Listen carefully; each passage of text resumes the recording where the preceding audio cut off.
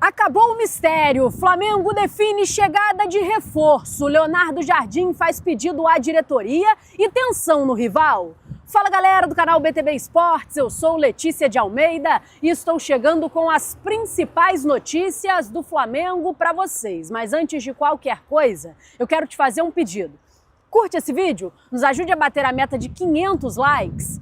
Então curte, compartilha e não esquece. Se inscreve aqui no canal, você ajuda muito no nosso trabalho. Como vocês podem ver, eu estou aqui, do lado de fora do aeroporto do Galeão. Cheguei agora de Porto Alegre. O Flamengo fez a viagem durante a madrugada. Chegou por volta de 2 da manhã aqui ao Rio de Janeiro. Depois de uma longa viagem, foram primeiro para a Colômbia, de lá direto para Porto Alegre. E agora, enfim, estão no Rio. Hoje é folga e a partir de amanhã começa a preparação para o jogo contra o Vitória pela Copa do Brasil, que acontece quinta-feira lá em Salvador. Então o time treina terça, quarta-feira viaja para Salvador já à noite e então entra em campo na quinta pelo jogo decisivo das oitavas de final, pelo jogo decisivo da competição. Mengão, que venceu a primeira partida por 2-1, qualquer resultado de empate classifica o Flamengo para a próxima fase. Mas falando sobre Campeonato Brasileiro, o Flamengo venceu,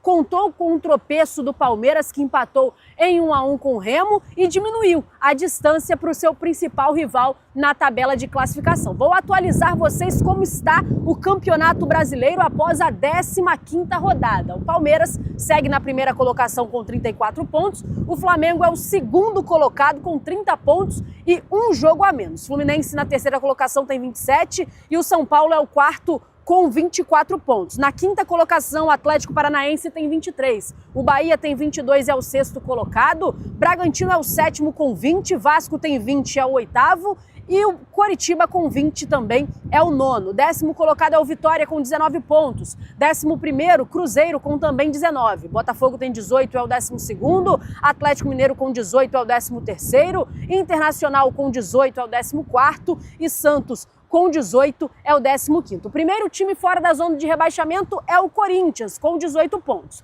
Na zona ruim, na zona da degola, está o Grêmio com 17, Mirassol com 13, Remo tem 12 e Chapecoense, lanterna da competição, tem apenas 9 pontos conquistados. Essa a atualização do Campeonato Brasileiro. O Flamengo conseguiu chegar mais próximo do Palmeiras, conseguiu aproveitar a rodada.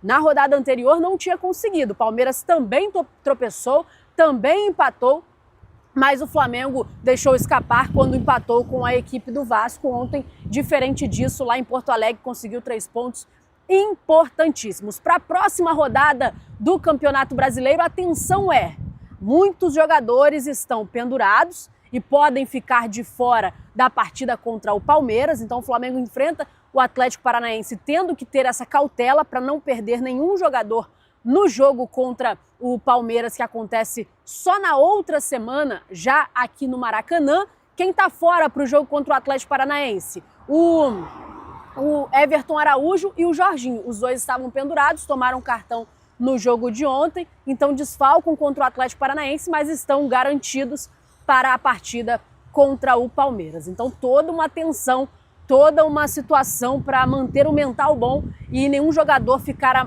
pendurado e ficar amarelado no jogo contra o Atlético Paranaense, para não desfalcar nesse duelo que é bastante importante do campeonato. Ainda estamos chegando à metade da competição, mas a briga está desenhada direta entre Flamengo e Palmeiras, por isso o duelo direto entre as duas equipes é importantíssimo para o campeonato. Então ainda tem um jogo entre um e outro do Brasileirão, mas é importante ficar com esse sinal de alerta ligado. Falando sobre o jogo da Copa do Brasil, ainda sobre essas partes, né, de jogador fora, quem tá fora, quem não tá, o Flamengo se prepara durante essa semana, tem os desfalques que a gente já sabe, né, o do Arrascaeta, que vai ficar por um bom tempo aí de fora, e tem a situação do Paquetá e também do Éric Pulgar, que ainda são dúvidas, eles que começam um trabalho de transição, principalmente o Lucas Paquetá, mas ainda não está garantido na partida contra o Vitória lá no Barradão. Ontem, ao final da partida, o técnico Leonardo Jardim atualizou a situação do Alacian.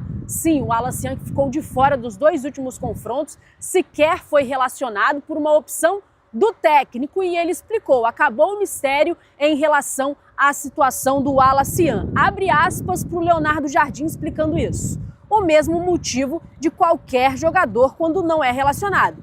Neste momento, não era ele que iria agregar soluções à equipe, eram outros jogadores. Mas é um jogador que eu conto, um jogador jovem que tem talento, já falei isso no passado.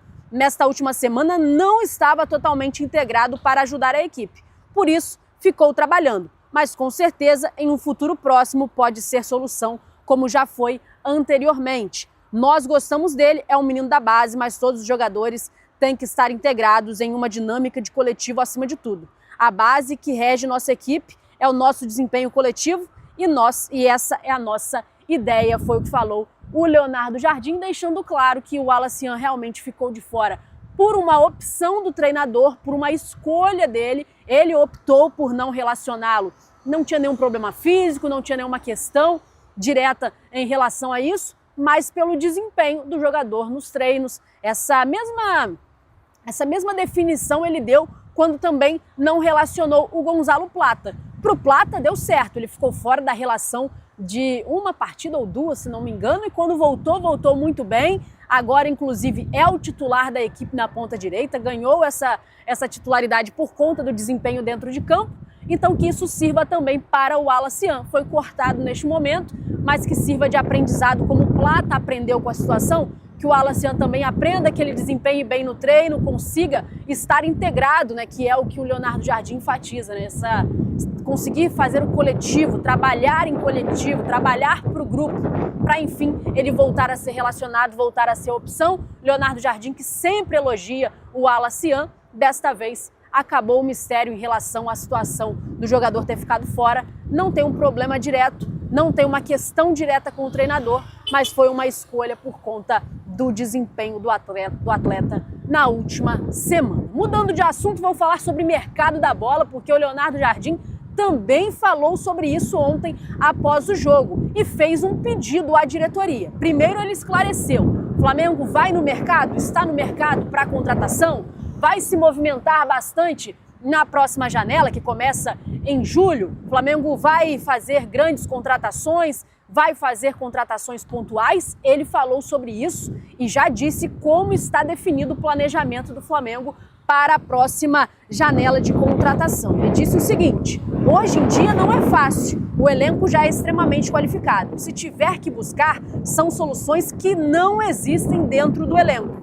Com certeza, nessa fase, o scout do clube trabalha, como o scout de todos os clubes. Ninguém para de trabalhar, trabalham 12 meses por ano. Vamos conversar na pausa. O mais importante é manter esse elenco. Ele faz o pedido, que o mais importante é manter o time que tem produzido bons resultados até agora. O importante é recuperarmos alguns jogadores que estão fora e podem nos ajudar. É nisso que estou extremamente focado. E aí ele completa: se alguém comprar nossos jogadores e precisarmos trocar, veremos no futuro. Confio muito nesses atletas, por isso eles têm dado uma prova dentro de campo de suas competências, foi o que falou o treinador do Mengão, deixando claro que o Flamengo vai se movimentar para fazer contratações? Sim, mas o pedido do treinador é a manutenção do elenco, tentar perder menos jogadores possíveis. Ele já fez esse pedido à diretoria, tentar manter o máximo possível esse elenco que já tem à disposição. É fácil? Não, não é fácil. Os jogadores do Flamengo vêm se valorizando e vão se valorizar ainda mais, principalmente aqueles que estarão com as suas respectivas seleções. Então não vai ser fácil segurar os jogadores do Flamengo na próxima janela. Terão muitas investidas, alguns já têm despertado o interesse do mercado. O próprio Everton Araújo, que está conseguindo engatar uma sequência, é um jovem garoto que até pouco tempo era uma promessa, agora já é uma realidade e ele tem chamado bastante atenção. Pode ser que chegue proposta para ele, proposta para os jogadores do ataque, proposta na linha defensiva, pode chegar proposta pelo Léo Ortiz. Léo Pereira, se for para a Copa do Mundo, se valoriza ainda mais. Enfim, vai ser difícil proteger esse elenco para não perder muitas peças, mas esse é o pedido principal do treinador para a diretoria. E ele completou também falando que tem movimento, o scout está trabalhando, mas que o elenco ele é muito qualificado, então as contratações serão pontuais serão em determinadas posições que o time ainda tem uma carência. E uma carência que está nítida no elenco é no setor ofensivo. O Flamengo já deixou claro que precisa contratar um centroavante, um jogador para dividir a posição com o Pedro. Um ponta também pode ser uma alternativa, porque o Everton Cebolinha não vai ficar no time, não vai ter o seu contrato renovado. Então, alguns nomes, eles surgem, algumas situações, elas surgem, e eu vou falar para vocês a respeito do Luiz Henrique. Informação do canal Flazoeiro é que o Flamengo segue interessado na contratação do Luiz Henrique, mas a diretoria está ciente da alta complexidade em relação ao negócio e já mapeia outros nomes. O Flamengo desistiu do Luiz Henrique? Não desistiu do Luiz Henrique, vai seguir, vai tentar essa contratação, vai enviar propostas, certamente vai tentar algum tipo de negócio com o Zenit, mas não quer ficar refém dessa negociação. Muitas vezes o Zenit segura, enrola e trava os movimentos do Flamengo no mercado. Então a ideia para essa próxima janela é não ficar refém do Zenit, não ficar refém da contratação do Luiz Henrique. Então, por isso, segue mapeando outras situações, segue analisando outros nomes. Então, mesmo com o interesse no jogador, que é claro e evidente, é um jogador que agregaria muito ao Flamengo, mas outros nomes também estão sendo mapeados na mesma posição, com características parecidas, e o Flamengo segue atento no mercado. Como disse o José Boto, o scout está trabalhando, eles estão trabalhando, e na janela de transferências isso vai ficar ainda mais claro daquilo que o Flamengo pretende ou não contratar. Certamente na linha defensiva, pode ser que contrate na lateral esquerda, se o Alexandro não renovar. Se sair um zagueiro, como é o caso do Léo Ortiz, que está a vias de ser negociado, pode ser que contrate também mais um zagueiro. Então serão contratações pontuais, não tem necessidade, de acordo com o treinador, de fazer muitas contratações, porque o elenco já é muito qualificado. E agora essas movimentações, elas serão bem específicas na próxima janela, com o desejo de perder o menos possível. Galera, eu vou ficando por aqui. Muito obrigada a você que acompanhou esse vídeo até o final. Eu te peço para você curtir, mandar para os seus amigos. Se você não for inscrito, se inscreve. Se você já for inscrito, acione o sino das notificações para você não perder nada do que está acontecendo. Muito obrigada por tudo, tamo junto e até a próxima. Tchau, tchau!